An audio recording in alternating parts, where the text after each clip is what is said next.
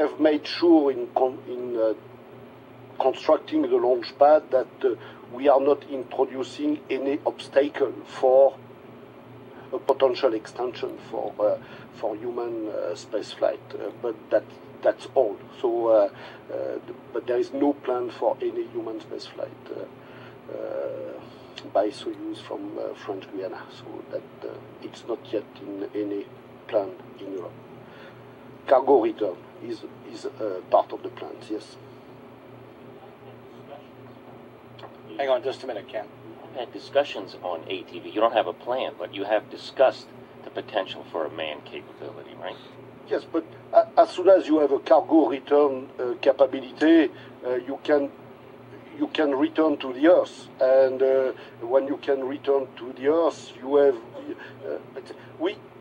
we have a lot of capabilities in Europe for pressurized module and life support. Let's say 50% of the pressurized part of the International Space Station is made in Europe. So we can say that we have industrial capabilities in Europe for pressurized module and life support. So when you have capabilities for pressurized module and life support on one side, when you have capabilities to return safely on Earth, I am not saying that the step is easy, but you have the bricks to evolve towards a crew transportation vehicle. And this is the reason why, okay, we have a launcher, a reliable launcher, Ariane 5. We have capabilities for pressurized module and life support, and if we have capabilities to return safely on Earth, we have the most important bricks to evolve towards a crew transportation. But does not make a crew transportation, and it does not make a plan, and that we are not yet there. Stefano. Yes, Stefano Coledan for Italy's News 24 state-owned TV. For Mr. Dordain, actually, I really want to ask you this.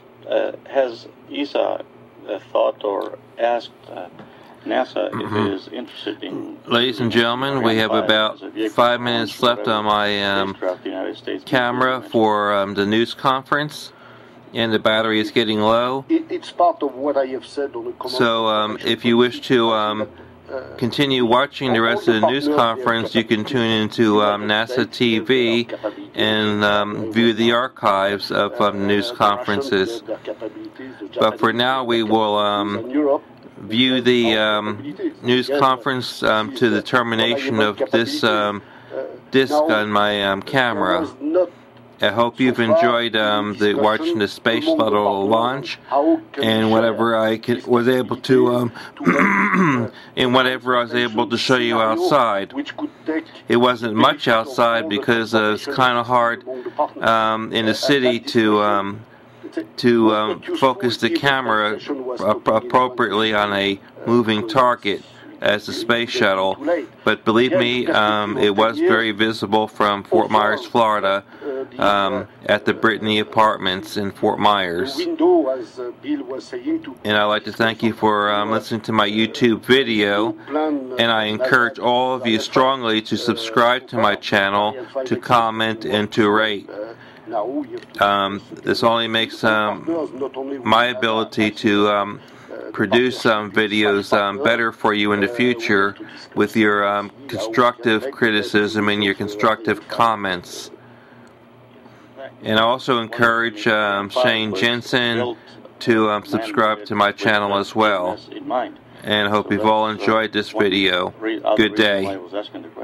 Yes, no, Ariane 5 has been designed primarily for Hermes, and when you look at Ariane 5, it's clearly a launcher which has been designed for low Earth orbit. Let's say it looks like the shuttle in terms of propulsion, and this is the reason why we had to modify Ariane 5 and to have a much more powerful upper stage for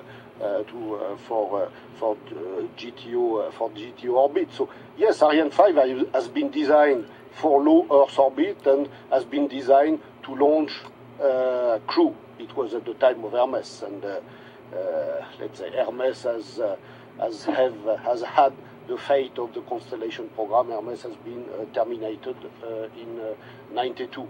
So we know what means a transition, by the way, in Europe. So yes, Ariane 5 has been designed to launch crew. But again, there is a gap between design and qualified for human spaceflight. So Ariane 5 is a reliable launch vehicle, designed to launch crew. But it cannot launch crew just like that, because it will require some modification, and especially escape systems and so on. So we are not yet there, and but Ariane 5 exists, and it's a good launcher. Okay, let's discuss with the other partners of what can be the best use of our assets, and we shall see. Okay, any last questions before we go? All right, with that, we'll wrap it up. And a reminder that you can keep track of all of the mission activities from STS-130 live on NASA television all the way through Wheel Stop on February 20th at 10:01 p.m. right back here at Kennedy Space Center. You can also keep track of the mission on the web at www.nasa.gov/shuttle. And we'll head now back to Mission Control in Houston. Thank you.